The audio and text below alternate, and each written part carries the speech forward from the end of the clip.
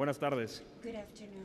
Mi nombre es José Jaime My Enríquez name Reynoso is José Jaime y soy estudiante de Enríquez Derecho Reynoso. del segundo I'm semestre a second year de esta, law student mi muy querida at Universidad this, Iberoamericana. my beloved Iberoamericana University. Hoy tenemos el honor de ser acompañados We are por dos honored madres by the presence of esposas two mothers, y primeras wives, damas and first ladies, que hablarán sobre un tema de gran relevancia para nuestras talking naciones, about a topic para nuestras which familias is very important y, por for our supuesto, nations, para todos los families, jóvenes, and of el course porvenir for de la all nación. young people, the future of our country. Una sociedad se entiende viendo a su One can juventud. understand a society by Nosotros somos el observing producto its del youth. pasado. We Modificamos are el a product of the presente y past crearemos and el modify futuro. the present and will create Genéticamente, the future. todos somos Genetically, portadores we all de la herencia de nuestros the antepasados. inheritance of our forefathers. Socialmente, Socially, todos somos portadores de los valores democráticos que conforman a nuestra comunidad. the democratic values that Espiritualmente, make up our society. se lo dejo a cada uno. Spiritually, I leave that to each of you as food for thought. Estas virtudes, siendo un recurso natural inexplotado, abundan. An undeveloped natural Sin embargo, resource are abundant. Como un agente pulido listo para utilizarse, As a polished result, son más ready escasas to que be los used, diamantes. they are more scarce than diamonds. En ocasiones, por buscar el bienestar On económico, occasion, nos olvidamos de la seeking educación economic development, y del bienestar we social. forget education and social well-being. Carlos Fuentes, admirado escritor mexicano que visitó nuestra universidad el pasado 11 de febrero, nos recuerda en su libro, Por un progreso incluyente, que la educación es la base del conocimiento. El conocimiento es la base de la información y la información es la base del desarrollo. Informarnos sin conocer es como oír, pero no escuchar. Habiendo comprendido esto, podemos ver que la educación no tiene etiquetas. No es pública o privada. Todos apuntamos hacia el mismo objetivo, el desarrollo de nuestra nación. Le reclamamos a nuestros gobernantes que se preocupen por nuestra educación, que nos orienten y que escuchen nuestras voces. Bienaventurado aquel que busque incrementar la participación juvenil en la sociedad, si recuerda que para que podamos exigir hay que fundamentar. Para poder fundamentar hay que conocer y que para poder conocer hay que educar. He ahí la clave. Si bien he enfatizado la importancia de las instituciones educativas dentro de la formación de los jóvenes, las familias de las señoras Margarita Zavala y Michelle Obama son un claro ejemplo del balance entre la educación institucional y la educación en el hogar. Por más que grandes personalidades han triunfado a pesar de carecer de alguna de estas figuras, es evidente que la familia es el núcleo de la sociedad. Toda persona necesita seguir a alguien y todo joven es un líder esperando ser motivado. Es por esto que me siento privilegiado de poder tomar este micrófono desde la mejor universidad privada de México, de acuerdo a la SEP y a NUYES, y recordarles que la primera dama de los Estados Unidos de Norteamérica, la señora Michelle Obama, ha venido a inspirarnos. Este es el momento de rememorar juntos qué es lo que nos motiva. Nos motiva cuando alguien triunfa a pesar de las circunstancias negativas. Nos motiva que Michelle Obama, proviniendo de un hogar humilde en el lado sur de Chicago, haya triunfado debido a su carisma y determinación. Nos motiva que, a pesar de ser una mujer, parte de una minoría étnica, Michelle Obama haya tocado la cima para demostrarnos que aún se puede ir más arriba. Nos motiva a darnos cuenta que junto a cada gran mujer hay un gran hombre. Compañeras y compañeros, es un orgullo para mí presentar a ustedes a la primera dama de los Estados Unidos de Norteamérica, Michelle Obama. Muchas gracias.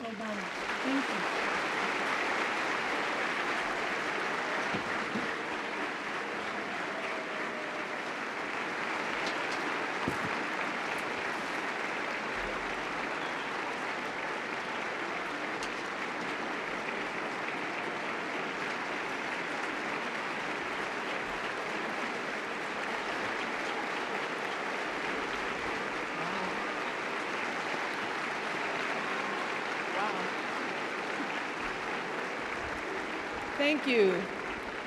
Gracias. Thank you. Good Gracias. afternoon, and Y thank buenas you tardes. so much.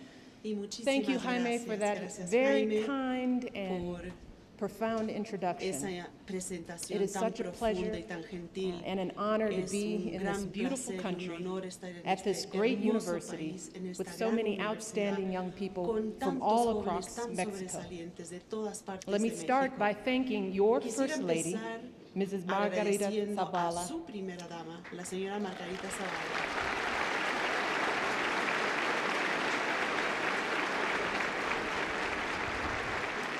I want to thank her for her tremendous Quisiera kindness, not just to agradecerle me, su but gran to my gentileza, family. no solo conmigo, She sino is con toda mi smart, familia. she is Es tough, inteligente, she is passionate, es dura, es and she is my apasionada, friend. es mi amiga. We've had a wonderful time Hemos together, tenido un both here gran in Mexico tiempo and juntos, during tanto her aquí en visits to the México United como durante States. sus visitas And en I los look Estados forward to Unidos. welcoming her Y and yo her husband, espero President darle la Calderon, to bienvenida a Washington for ella a y a su state dinner marido, el presidente next month, and Calderón, I've told her to para una prepare to cena have de fun. Estado el próximo mes, y le dije I que also se want to prepare a recognize the divertirse. U.S. También Ambassador to quisiera Mexico, reconocer Ambassador a Pascual. el embajador de And I Estados want to Unidos ante thank the México, el rector of embajador this Pascual, school, y Dr. Jose quisiera Morales agradecer Orozco, for al his rector leadership de esta and for institución hosting me por su here today. liderazgo y por And finally, I want to recibirme aquí thank el día de all hoy. of the Y people finalmente of this quisiera country agradecer for a your todo incredible el warmth pueblo and de este país por hospitality su gran calidez during my visit y here. por su gran From the moment I amabilidad en arrived, mi I felt like I visita, was en mi entre visita. amigos, Desde que llegué me sentí which is entre only amigos, natural given the que es close and natural, enduring dada friendship la gran between our two amistad nations. estrecha y de Mexico largo is home plazo to entre more nuestros U.S. dos citizens países. living abroad En than Estados anywhere Unidos else in the viven world, más and tens of mexicanos millions of fuera del Americans país que en trace their cualquier roots otro país del mundo, right here y to this miles de country. americanos tienen sus And for raíces en este generations, país. Mexico Y and durante the U.S. have been generaciones, bound México y together, Estados Unidos not just by han a estado shared border, atados,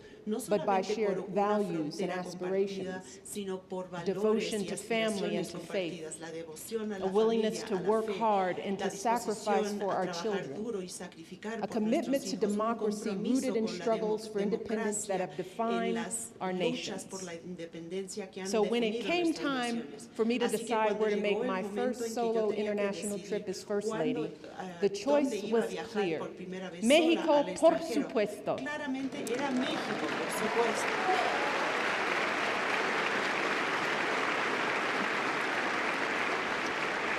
And there's also a reason why I wanted to come here to the Ibero and speak with all of you. It's the same reason why when my husband travels abroad to talk about the challenges we face from extremism to nuclear weapons, from poverty and hunger to climate change and the pandemics, he doesn't just meet with presidents and prime ministers.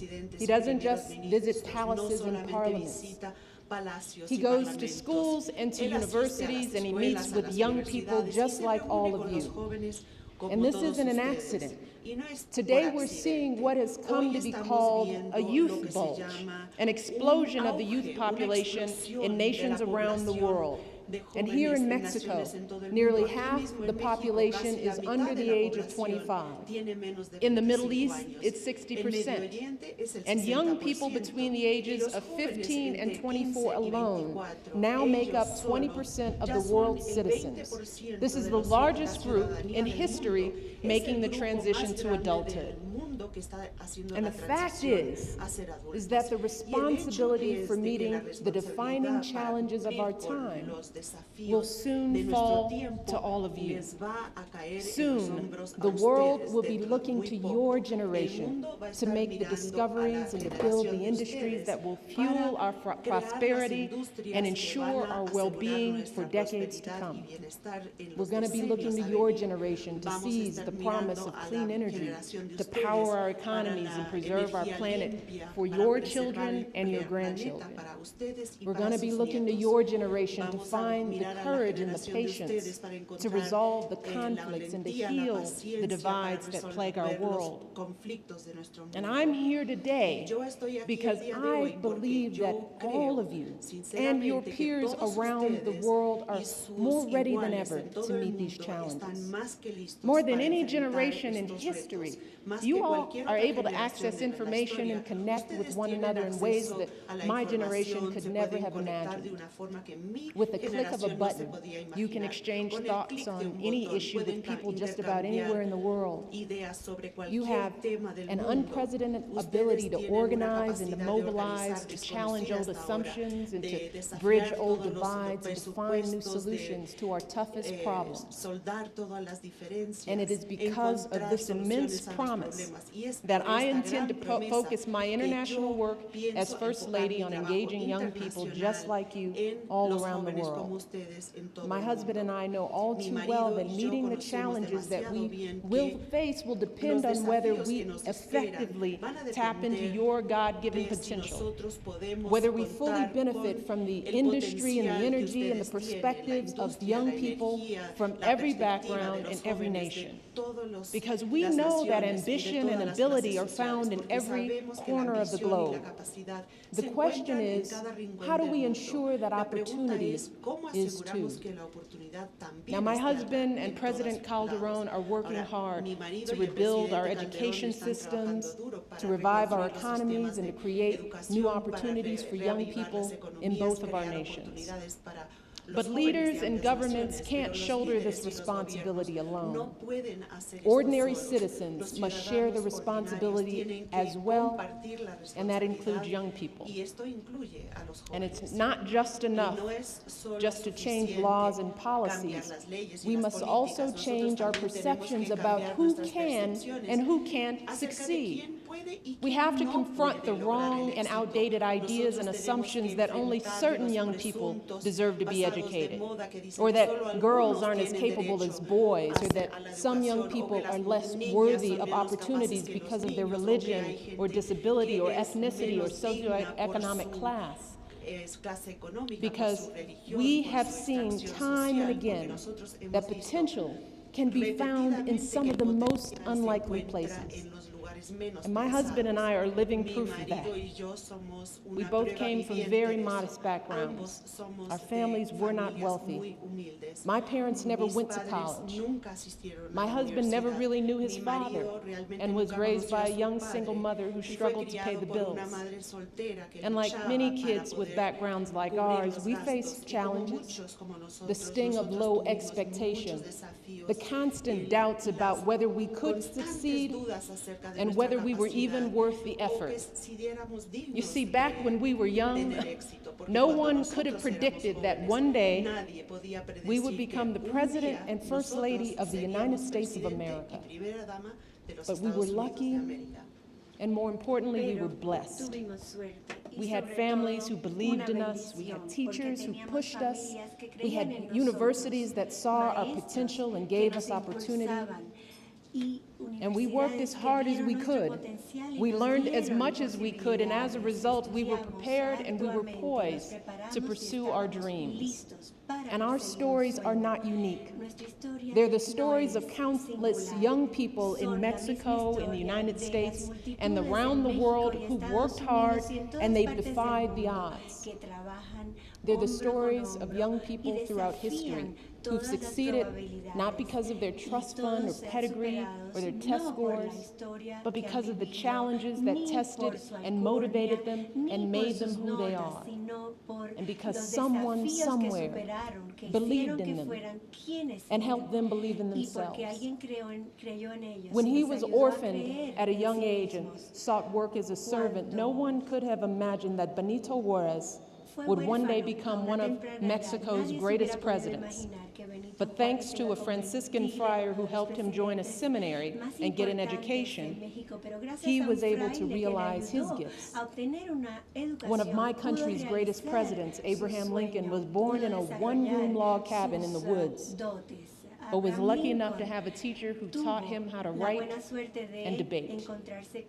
Then there's Joan of Arc, the daughter of a peasant farmer who tried to persuade anyone who would listen that she could rescue the French army from defeat. And when a prince finally believed her, that's exactly what she did. You see, throughout our world history, it has so often been that unlikely hero that unusual perspective, that improbable journey that has been the key to our progress. So when we dismiss any of our young people, when we fail to tap into their potential, we risk losing their promise. And just think of the inventions and the cures that are never discovered, the great works of art and literature that are never created, the great acts of courage and leadership that never grace this world.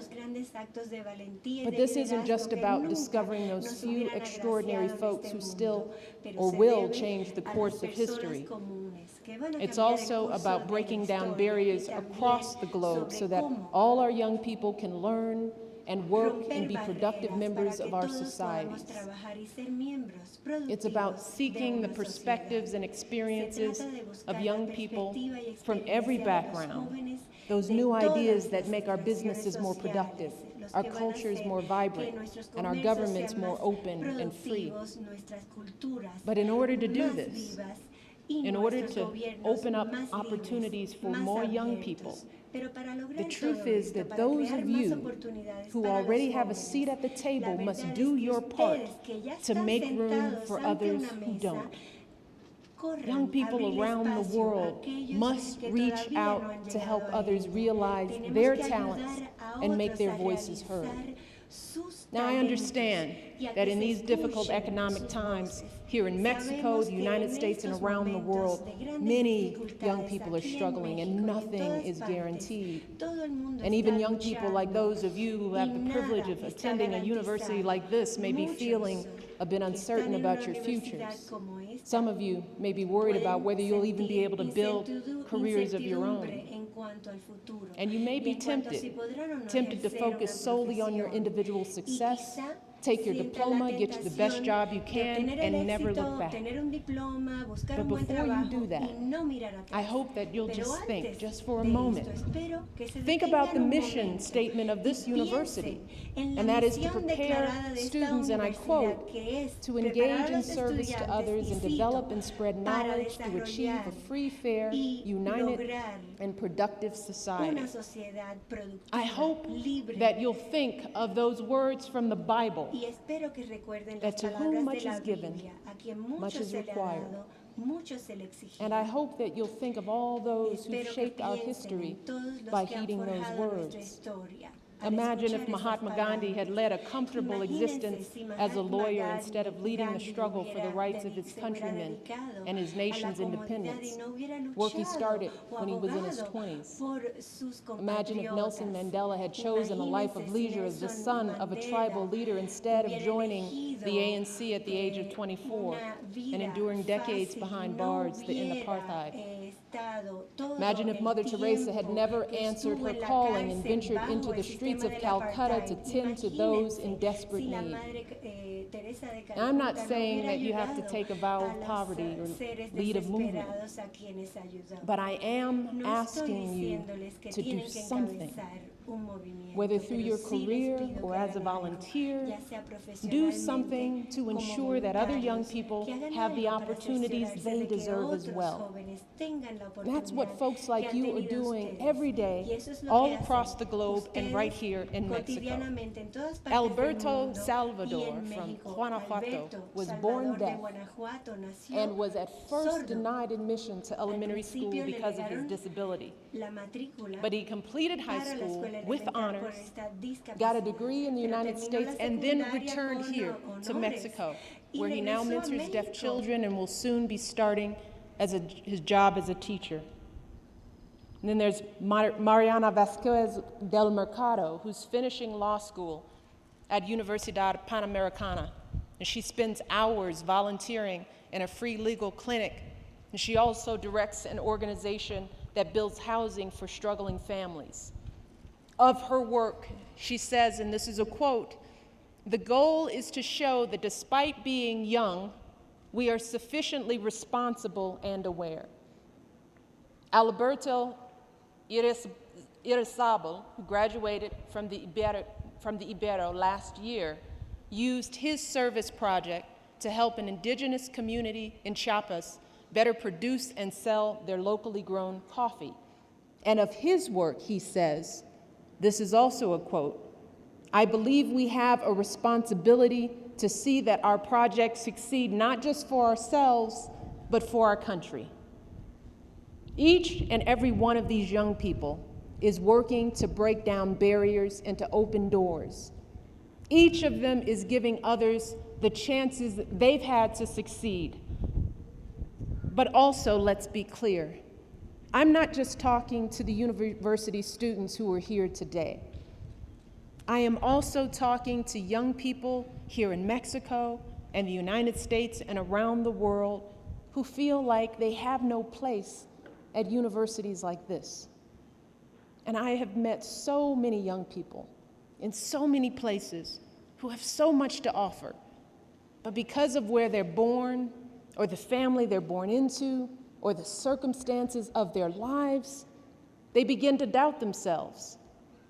They begin to feel like they don't belong, or they're not prepared, or they won't measure up, so they shouldn't even try. Now, while I was fortunate to have so many opportunities in my own life, I can certainly understand those feelings. See, when I first went to college, I was filled with self-doubt. I was convinced that everyone else was smarter than I was, and I felt like I just didn't fit in. But I soon realized that I was just as capable and had just as much to contribute as my classmates. All I needed was a little confidence in myself to make that happen. Now, it's true. It is so true that some of you might have to work a lot harder to get what you want. You might face many more obstacles and setbacks, but I want you to know that you belong in places like this just as much as anyone.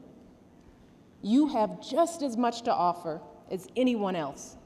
All you have to do is believe in yourself. If you refuse to give up, then there is nothing you can't accomplish.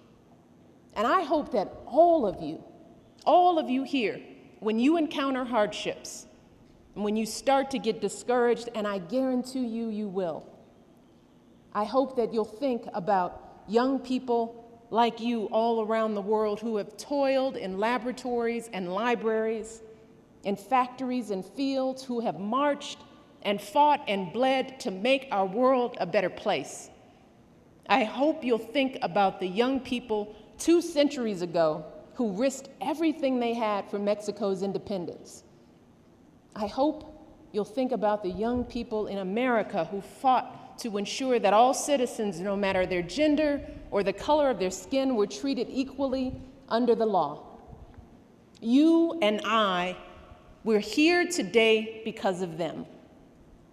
And finally, I hope you'll think about young people like Sonia Kim. She was a young woman I met yesterday during my visit in Haiti. Sonia works at the U.S. Embassy in Port-au-Prince. And like so many people in Haiti, she has been working around the clock on the earthquake relief efforts. I want to read you an email that she sent me. This email inspired my trip there. It's inspired my trip here. She wrote, "We are exhausted, traumatized, and heartbroken, but we choose to stay here and work. We choose to stay because we love Haiti and its people. We choose to stay because we believe in our duty to help the people here in their greatest hour of need. We choose to stay because we believe in our mission. We choose to stay because we still hold out hope for recovery and renewal and for a Haiti built back better than before. And I hope that every single one of you and young people across the globe will take up that work, the work of helping others in need, the work of building stronger nations and a better world. Because if we're going to tackle the challenges of our time, if we're going to make our world safer and healthier and more prosperous and more free, we are going to need the passion and the daring and the creativity of every last one of you. We'll need you to work as hard as you can and do as much as you can, driven by the belief that has always summed up the spirit of our youth. 3 simple words: Sí se puede. Yes, we can. Yes, we can. Thank you. God bless.